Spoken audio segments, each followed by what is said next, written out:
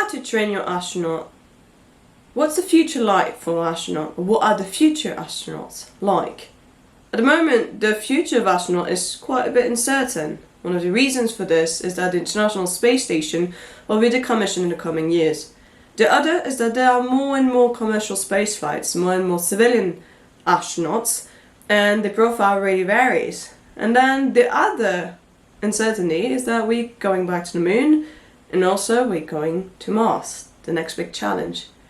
Now, if you look at all the profiles of astronauts before in all the missions, there was always a return ticket.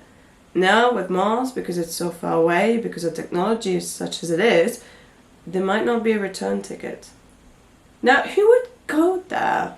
If tomorrow I were to give you a ticket to go to Mars and say, well, sayonara, go for it, would you be crazy if you said, yeah, sure, let's go?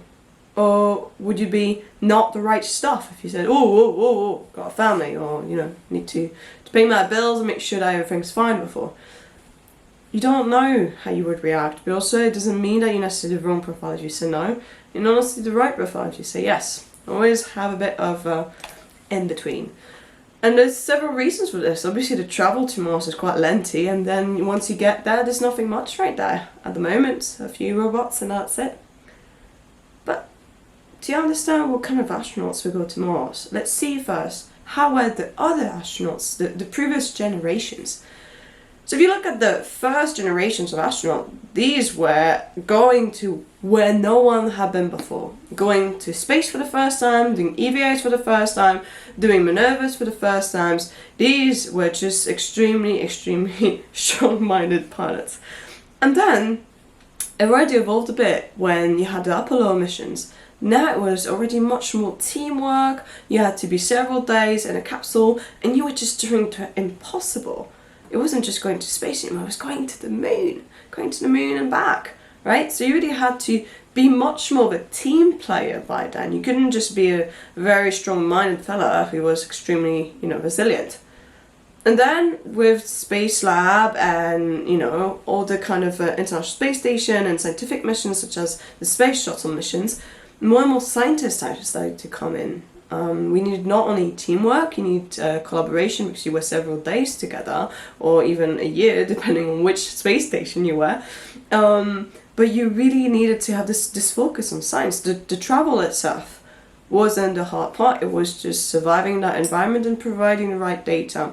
So you can already have a look at how this profile changed. And one of the best places to look at this profile change for American multi-astronauts, so astronauts that went on NASA-led missions, is this link you can follow here from National Geographic. So they did a statistic on how the right stuff has changed. You look at the backgrounds, you look at what kind of male-female background you had, if they had a BSc, a MSc, a PhD, a MD, PhD. And if you look at it, the Mercury astronauts, only BSc. But already for the Apollo mission, we had one PhD, that was Buzz Aldrin, actually. And then more and more scientists starting to come in, and there was a geologist that actually went on the moon, and you didn't need to be a military pilot anymore, which used to be a requirement, and it has evolved quite a lot. And now if we think, well, one thing that we don't know about astronauts and we don't know how to train is how will they react to this. This is the Earth seen from Mars, and it's the teeny tiny speck of light. When the astronauts saw the Earth from the moon, it was already quite a shock. It was really breathtaking, but also made them realize how really tiny and irrelevant humankind was. Now imagine you feel this and you have just your massive Earth right in front of you, right? Now if you further, so far away that what you can only see is this tiny speck, how are you going to react to that? Are you going to lose your mind? Well, we have sent you to Mars for you to just completely go berserk because you can barely see anything? Yeah, that's the problem. We don't know. We don't know how people will react to this. But we have ways to train, and one of the other things that you have to train for when you go to Mars is obviously the journey. At the moment, it takes at least 6 months, probably more, 7, 8, 9 to go to Mars. And then once you're there, you stay 3 months and then you come back up. if you're going to stay 6 months with your roommates, are you going to kill them? I mean, probably during COVID, you realized 2 weeks with them was probably too much. Now you're gonna have to be with other people who also want to do great things and research Mars and be the first ones. So do you select an individual or do you select a team? One way we can actually train to go to Mars is low Earth orbit missions, obviously. So everything that's being done, the ISS, you can do long duration missions. You obviously have all the life support systems. You have part of the travel that is simulated, obviously. I mean, like, you travel there, so you have the lounge and everything. And you have obviously team cohesion. But the problem with those missions is that you already partly degrade the body, and there's only so much, you know, space time that you can probably take as a human being. At some point, the osteoporosis won't be compensated anymore. So we can't send you 10 years on the ISS. It's actually quite dangerous, and then we won't be able to send you to Mars. Now, another way to train for Mars is analog space mission, and they have the advantage that they're much safer. You don't have exposure to radiation, you don't have microgravity, which would degrade your bone and muscle mass and your vision, and you can really simulate part of this travel. So you don't simulate the same kind of danger. So psychologically you could say, well, it's a bit less stressful, but you can really simulate extremely long period. And that was done in Mars 500. Mars 500 was an experiment that took place between 2007 and 2011, where Russia, China and the European Space Agency collaborated to simulate a travel to Mars and back.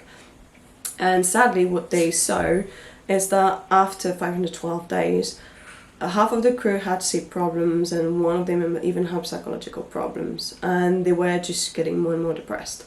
Now, you can say, well, yeah, but they're not really on Mars. And it's true. Obviously, if you're on Mars, or even if you're on the ISS, the fact that you see, you know, the Earth from there, you see a new world, is extremely exciting. You are in space. It's fantastic. So you have obviously this extra motivation, this extra thing that you are floating and everything is new and beautiful. But in analog space mission, obviously you have the safer part, and we can already see that, well, for the moment, psychologically, we're not holding up so well. So that's another bad news. Then let's think about, imagine we get the right team to Mars. Well, there's several steps to Mars. So first there's the traveling to Mars, right? And the travel itself, you obviously have to have people who get on well together as a team, right? You can't have people who just will stay on the side. You need to work together, and you need to really get out of this isolation, because you'll be far away from your family and all. And that's actually another problem, is communication. In other missions, there was barely any delay in communication with Earth, either with Mission Control Center or families and friends. And astronauts really rely on this for mental health and just well-being in general. Now, on Mars, the communication delay is about 23 minutes. And it's 23 minutes to send a message, and then 23 minutes to get another message back. So at least 46 minutes for communication. Not really a back and forth exchange. That's going to be really hard. So do you pack up the whole family, the pet cat, the pet dog with you? Obviously that will be something to determine, but it's very unlikely that you would be ethically allowed to bring your kids to Mars. So you're gonna have to do without them, or maybe select people who don't have any families and who make the team their own family. Now, let's say that you survive the journey, and let's say you land on Mars. Then what's the first thing you have to do? You have to survive. You have to look at this wonderful new place and get excited about it, but at the same time focus on the fact that you're going to die if you don't really take care of the base. You need to create a survival base with life support system, and then make them bigger and bigger and bigger until it actually becomes comfortable. But by the time it gets, you know, like the ISS, it's going to take quite some time. And there's a problem when you actually travel to Mars. Is that the travel itself uses 60% of what we call the radiation quota.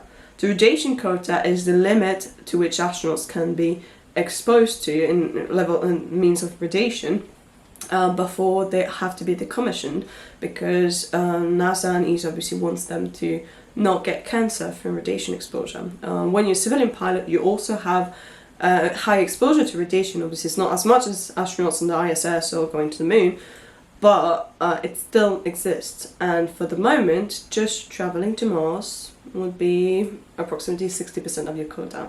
So going there and back, 120%, and staying there 3 months, depending if there's a solar flare, will be very, very high. That if you do go to Mars, you do the 6 months or 9 months travel there, and then you build the first base, and then you want to build a home and you want to build civilization, you won't be allowed to, because the radiation exposure would be way, way too high. So it's very likely that the people who will build a civilization and build a home will be very different than the first contact people. And therefore they also will have a different mindset. Tomorrow you wouldn't be able to send just anybody to Mars. You would need to send pioneers, but also people who work as a team inside the spacecraft when they go actually to Mars. You need people who get excited about seeing a Mars sunset, basically, seeing a new, completely different world, people who don't lose their mind being so far away from home for so long. Whereas once you're building a home, you probably will have improved already transportation. It will be actually quicker to go to Mars probably back then. And then you can really start sending people who are not necessarily engineers or scientists or medical doctors, but actually people who build civilization in its whole, musicians, artists, anybody who actually complements life basically and builds the whole society.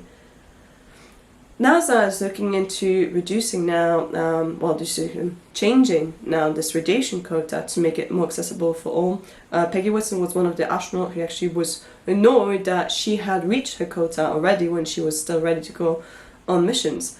But another thing that actually needs to be done is to provide better radiation shields. If you better the radiation shields, then you can send astronauts for a longer time in space. Obviously there's still the problem of microgravity and such damages, however the problem of radiation itself will be partially solved. The other thing is, when you have a better propulsion system, then you spend less time in space. I mean, to go to Mars, most of the time is actually spent travelling and not actually being on site because of this radiation limit.